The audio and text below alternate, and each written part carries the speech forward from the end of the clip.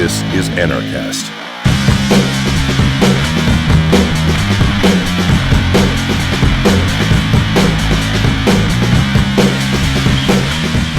Hey party people, welcome to another edition of Anarchast, your home for anarchy on the internet. I have coming in from Vancouver, Leah McHenry, and she's a rocker. She has sort of an Irish theme to her, and we just passed St. Patrick's Day, and she's producing an album right now. A very interesting person. Actually, before we're going to talk to her, I'm just going to play about a minute and a half of one of her tracks. I think it's really good, and then we'll come back, we'll talk to Leah.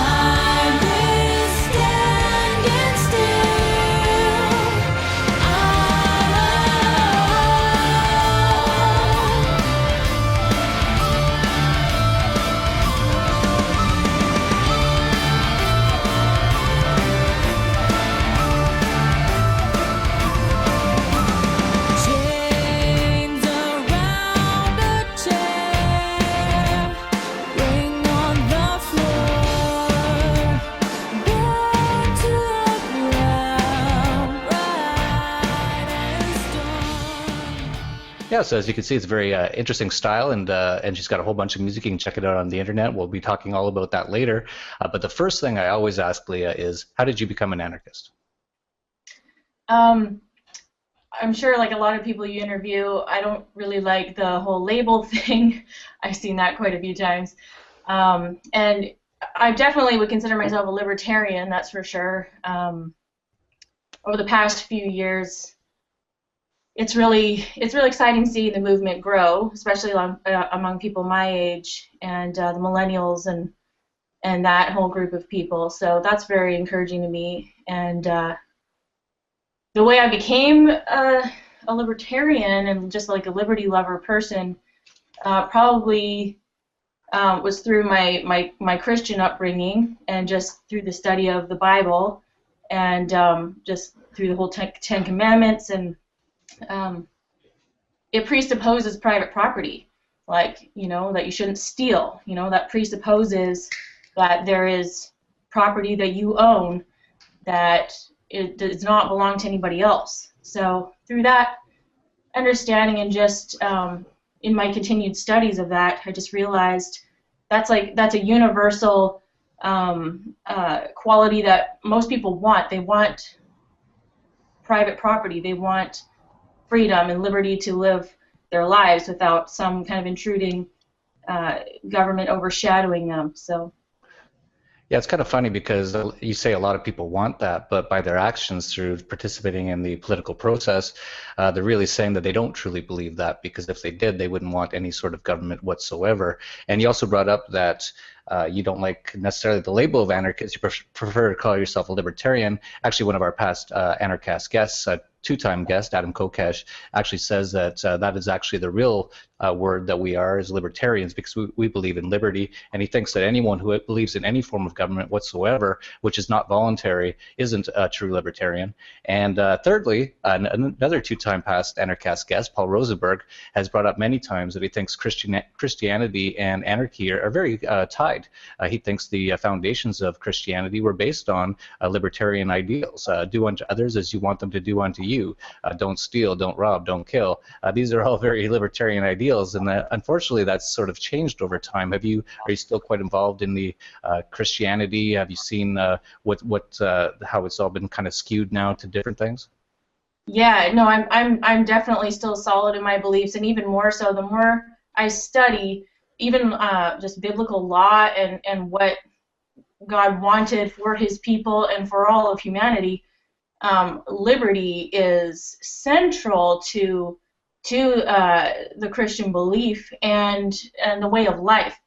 And it's totally skewed, like you said. I mean, I don't know. There's a lot of people that call themselves now like Christian socialists, and that is really an oxymoron. You cannot, you know, you can't have the Ten Commandments, like do not steal, while redistributing everybody else's wealth. That's completely contrary. So yeah. Yeah, it's a good point, and there's a lot of churches in the U.S. now, a lot of Christian churches where they have the American flag, and they talk about how we need war, and it's so many things. It's just like there's that old saying that whatever you say, don't worry, they'll get it totally misconstrued, and that's basically what a lot of the stuff from Christianity has been just totally misconstrued and totally warped to the almost the opposite of what it originally meant. Yeah, absolutely. Yeah. Even just the private property of like a marriage contract, like the Bible views husband and wives as he belongs to me, I belong to him, we are each other's property, and adultery is actually a violation of property in that sense, because I belong to him, we have a contract, we have agreement, we have a covenant between us, and to break that would be stealing and robbing and coveting and all those things as well. So that's another perspective on that. That's an interesting perspective, because I never thought of myself as owning my wife, and I definitely don't think I own my wife. Is that how you feel about your husband, that you own him? Well, not as an individual, but we give each other to each other. So in that sense, it's a gift, but that's what the marriage is about. I mean, like the marriage. That's why That's why we don't break those vows, right? Because it's there for a reason. They're sacred.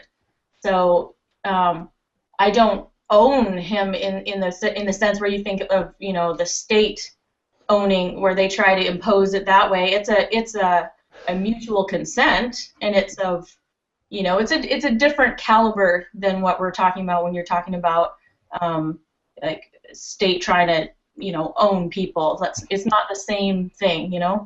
Yeah, I look at it as a private contract, if anything, and I see no reason for the government to be involved in uh, being involved in a private contract about you're going to love someone forever and be with them forever. I don't see how the government gets involved in all that. And actually, Doug Stanhope had a great line about that. He said, "Baby, this love is so strong, we got to get the government involved in this."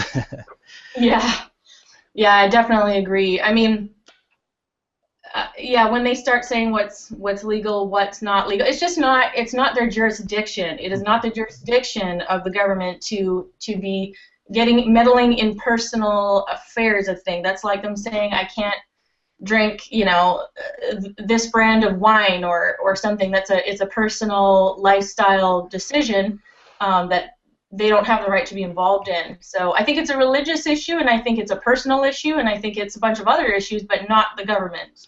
Yeah, definitely, and it's sad how it all gets twisted yet again by the government in this case, where you see a lot of the gay rights sort of people saying we want gay marriage, which I don't care what they do really, they do whatever they want in my opinion. But the reason that a lot of them say that they want it is because, well, we're missing out on all these tax benefits of being married that heterosexual people get, and so what they're saying is, we're all slaves, but we don't have as much rights as other slaves, and we want to have those rights as well, which is fine. But I just wish everyone would just go the other way and say, let's stop being slaves.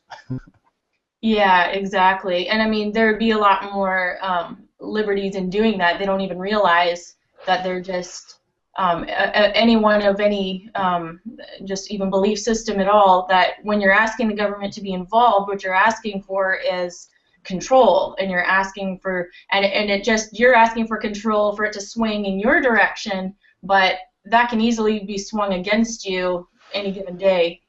Yeah, it's a very dangerous form of control, and it's very immoral. And Jesus talked a lot about that when he said to, when they wanted to take taxes from him, they said, or he said, give unto Caesar's what is Caesar's, and give unto God's what is God. And now I'm not religious per se. I call myself agnostic. I really don't know. I haven't seen any evidence of any anything really, but I think anything is possible. So I don't denigrate anyone who has any certain beliefs.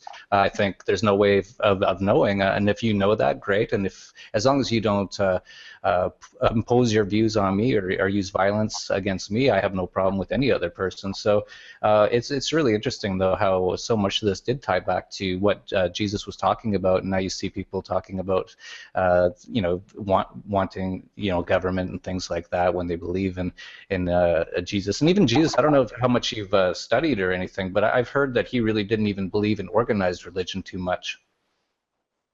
As organized, I'm not sure what Like you mean. churches, like actually, like what I understand is what he was talking about is this should be sort of an individual process of, if you want to get to know God or whatever the case may be, that's an individual exercise and not something that should be collectivized.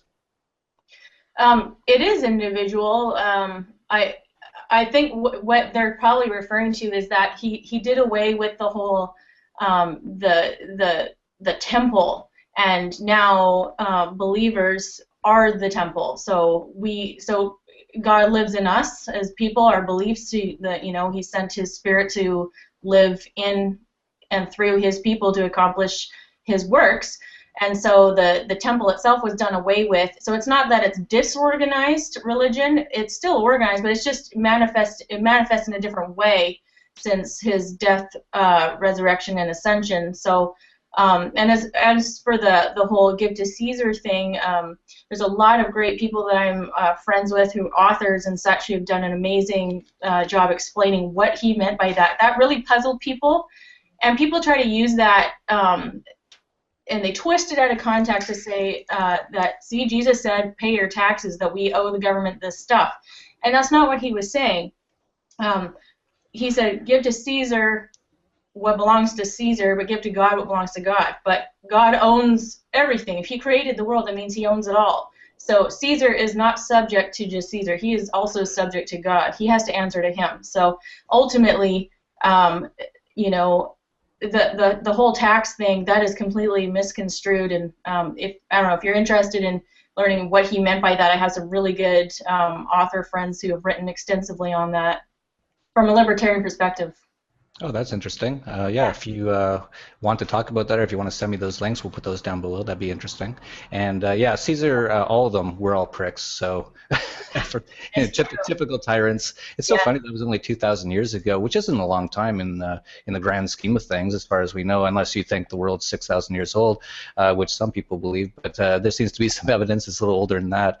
But it's just interesting. That wasn't too long ago. If you really had a, if you have a father and then a grandfather who had you when they were 40, well, let's say 50 to make it easy, that would be two grandparents away from 100 years, so that'd be 20 grandparents away. We're living around Jesus' time, which wasn't very long if they had kids at that late of an age, or at least 30 or 40 grandparents, which isn't a lot really in the grand scheme of things. It's just interesting.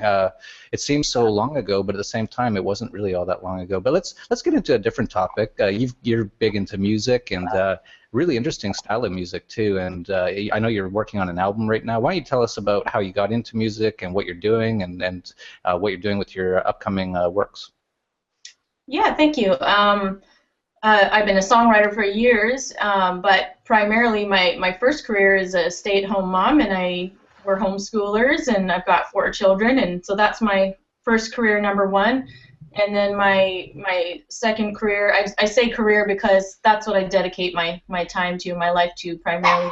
But and secondly is my music career, which is very much a part of me, and I'll do it forever, whether I make money at it or not. But it seems like it's becoming more and more popular as I'm gaining an international audience through word of mouth and the internet, which has been pretty exciting for me, seeing that I've never left my house and I've never done a tour and I've never done anything like that. I've just been making music and doing what I can from home.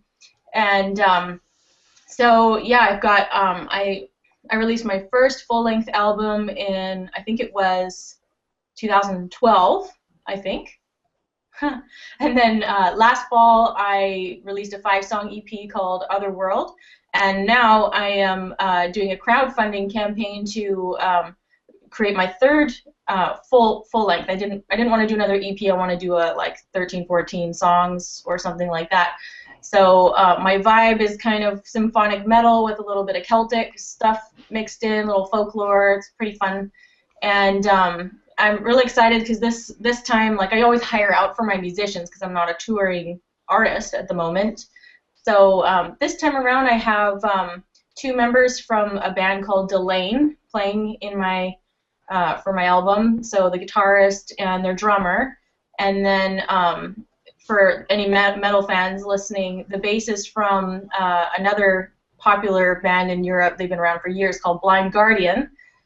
He's going to be on board, and also my buddy Eric Peterson from the band Testament. I don't know if you ever listened to them back in the day, the old school thrash metal, but he's a good friend of mine, and I sang choirs and female vocals on his upcoming release. Dragon Lord is his little side project. So he's my buddy, and he's going to be co-producing with me and doing some guest guitars where he can. And then I also have another friend of mine who's also, his last name is McHenry as well, though we're not probably related, but he's a Hollywood score writer and has worked on movies like The Hobbit and Cirque du Soleil and lots of different things, and he's going to be helping me with some orchestration, so I'm very, very, very excited about that. And yeah, so I'm doing this whole thing through crowdfunding, which is new to me, and changing the whole music industry, and yeah, it's just kind of a wild ride. I have about 19 days left. So. All right, you're trying to raise a certain amount of money in the next 19 days. So why don't you tell people just right now where they can go to help you? Yeah, sure. I'm doing it through IndieGoGo, and if you look up, if you just type in full-length Leah album, or else you can go to my website leah-music.net. That's probably easier. So leah-music.net, and my stuff is right there on the front page, and yeah, you can get a perk. I got lots of fun things there, t-shirts and hangouts and secret songs and all that kind of stuff. That's great, and we'll link to as many things as we can down below. I've listened to quite a few of your tracks, and some of them I really like a lot. And not to say I don't like some of them, but like some I really thought were very impressive, very good quality. And I brought up to you that I thought that some of your music belonged on a Lord of the Rings soundtrack, so I didn't know that you actually knew someone who worked on a Hobbit soundtrack. So maybe you can talk to him and squeeze one in for the Hobbit 3. Yeah, you never know. But yeah, it's just kind of funny, like how like I just found him when I was doing a little research on my ancestry, and just like related McHenrys throughout the United States and Canada, and came across him, and we ended up becoming Facebook friends, and he's a totally musician too, so just kind of a cool connection to make. Yeah, that's amazing. And you brought up earlier that you homeschool your kids. Have you always homeschooled them? Yes, since Awesome. day one. Mm-hmm. Awesome. How old are they? My oldest is turning 8 this spring, and my youngest is 2.5. Great. And how's it going? It's going awesome. I mean, yeah, they're. I mean, I've never done this before, and in fact, I only grew up with one sister, so having a bunch of little kids is a totally foreign concept to me, and like not something I'm used to. Like, you know, I have some friends that they have like way more kids than I do, and this is like, you know, totally natural to them, and it's not natural for me. So it's like very much a learning experience every day. Yeah, many Christians homeschool. Is that the reason that you homeschool? Is it some sort of Christian sort of idea, or was there another reason? Oh, it's definitely, well, see, I honestly believe now that just through my studies of homeschooling, that because I believe in liberty, and because I believe the Bible teaches such a libertarian perspective. In fact, one of my favorite authors said that Christianity is as close to radical libertarianism as you can get. That's very interesting. I never heard that. And yeah, I would just sort of back that up, the true Christianity, not necessarily the one in some of these military churches in the U.S. and that sort of a thing.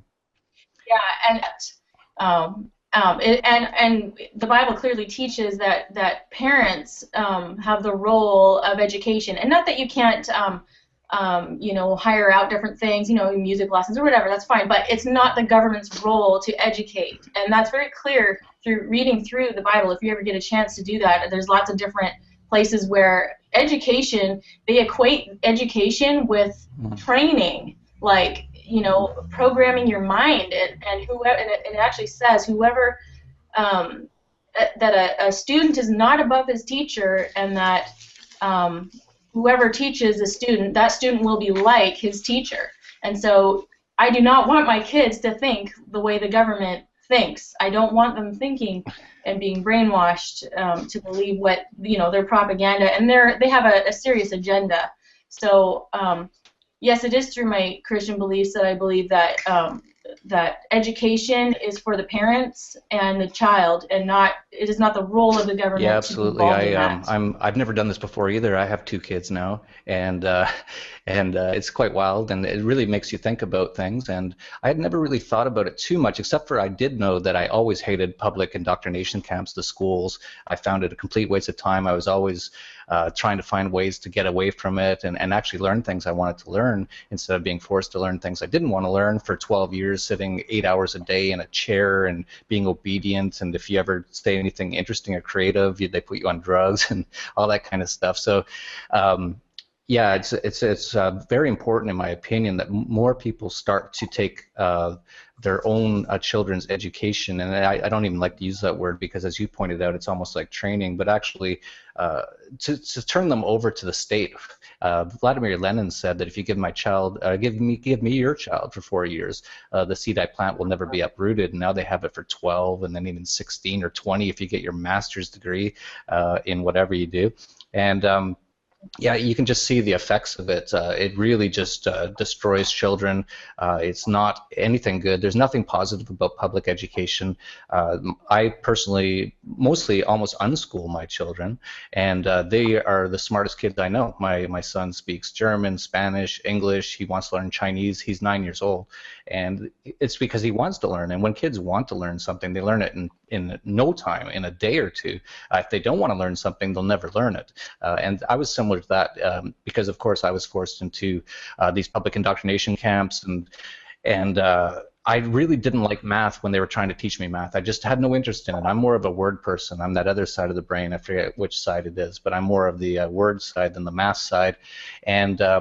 And I never really wanted to learn it at all, and I never did learn it, and I was never good at it. But I became an entrepreneur, a business person throughout my life, and of course you need to know some mathematical stuff from time to time. You have to add up some things, and besides just using a calculator, I decided one day I just wanted to learn a bit more math, and I went on the internet, which has everything on the internet, and I went on Dr. Khan, I think is his name, the Khan Academy.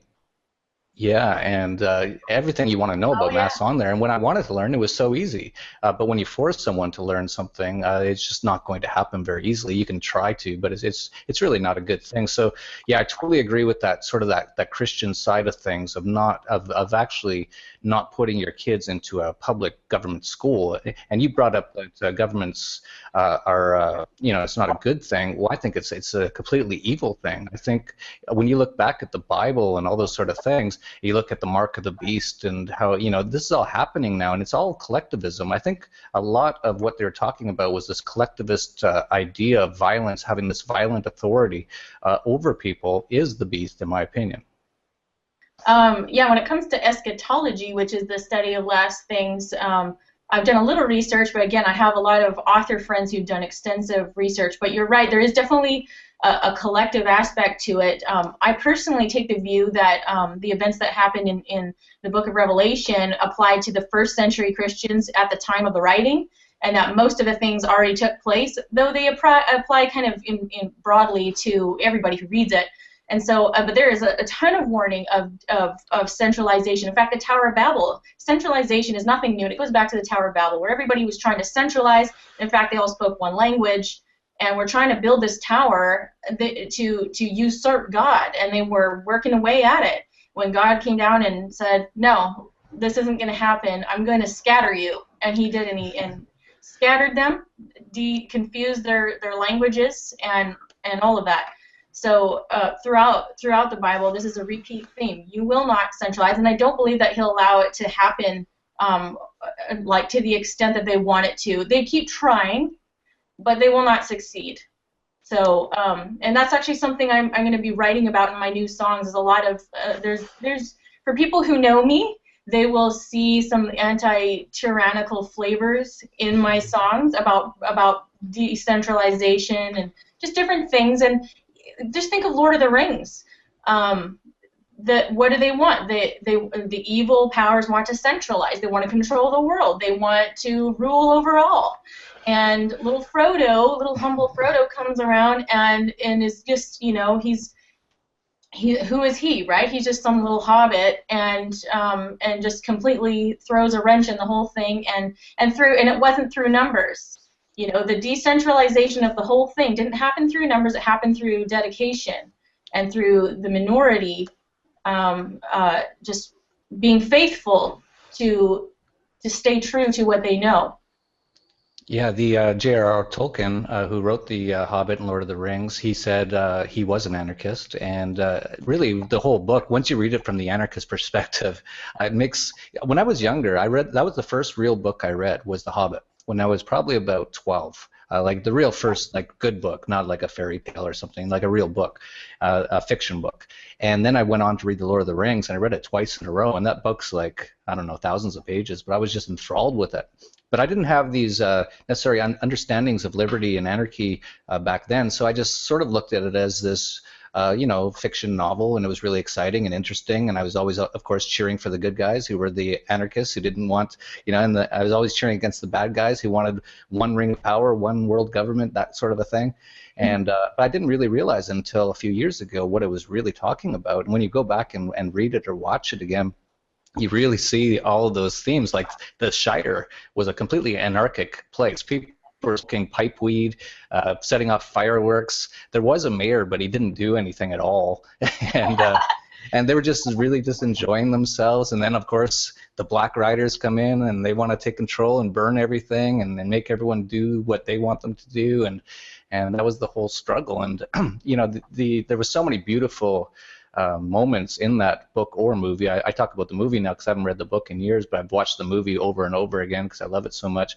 And even in the last, I think it was the last Hobbit, or it might have been, yeah, I think it was the first Hobbit. It was Gandalf who said, you know, to defeat evil, it's not like a big war or anything. It's the little things, just being nice to people, you know, just brightening up someone's day. You know, these are the ways that we can defeat these sort of evil people who want to control everybody. Is through just little things every day, and I think you sort of touched upon that point as well. Yes, it's very true. I mean, sometimes, you know, I read the Drudge Report or something, and I'm going, oh my goodness, look what's going on everywhere. But then, and I think, you know, how am I supposed to just go and fold my laundry now that I read that World War III is about to break out? How am I supposed to just like go on and enjoy my day here?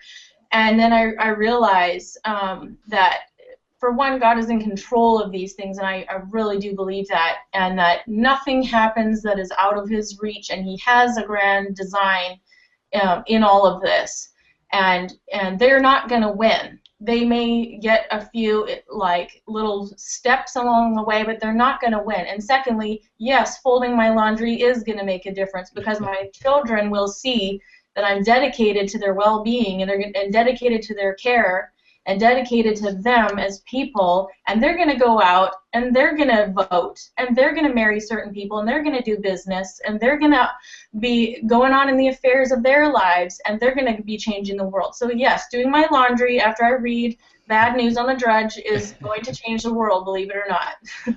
No, I agree with you. Actually, I've said this so many times that we are going to win.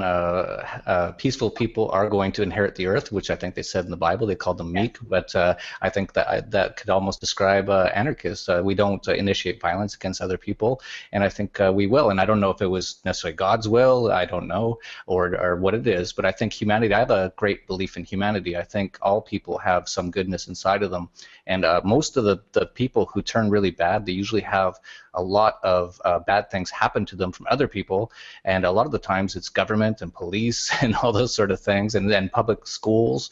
It just really changes people. So I think a lot of the message of anarchy, and it's getting out there more and more, and as you said, it's very tied into Christianity, like true Christianity, and it's getting out there more and more, and things are changing. So I think, yeah, they can't win. There's too many of us, and most people actually are quite good people. I actually think all children are born good, and then over time, through things that happen to them, they do change. And that's another reason to keep your kids out of public school, because if you send them into those public indoctrination camps, they're going to get beat up and told to obey and forced to memorize things they don't care about. And that really takes a lot of the human spirit out of people, is these what I call indoctrination camps. It's almost like a prison camp for kids. Yes, I mean, our kids now, I try to help them understand, because they have no concept of what it is like to sit in a classroom and told to sit down and behave and just follow everybody else. Like, they have no concept of that. And even with the school bus driving by, sometimes we joke, we're like, there's the children going to prison, wave everybody. And you know, I try to help them understand, like, you know, what it, you know, the privilege that it is that we have, both me as a parent and them as children, to be able to be in this environment at home, learning whatever we want. You know, this is a great privilege, and it's also a responsibility too. You know, it's a freedom, and you know, it's not something to just think of lightly or just throw away. To me, it's a very serious thing, and it doesn't mean that it's serious all day long or anything, but just the concept of the freedom to be together without interference, and interference in what we want to learn. We do not answer to the government, and my children are not wards of the state. They do not belong to them. So that's the main thing, that they understand that.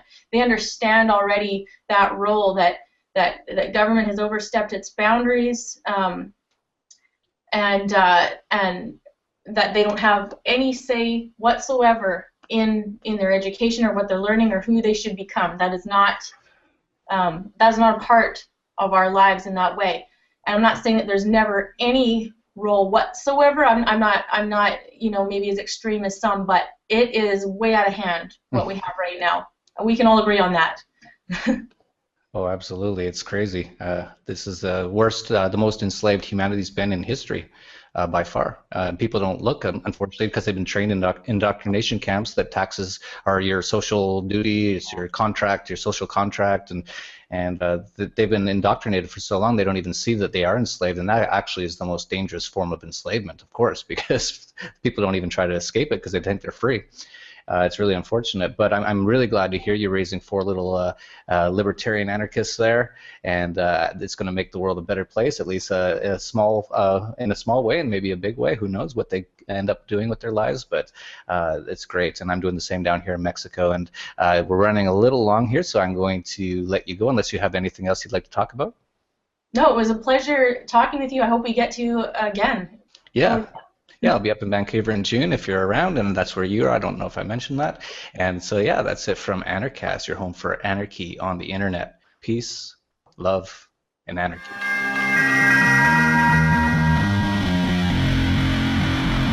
This is Anarchast.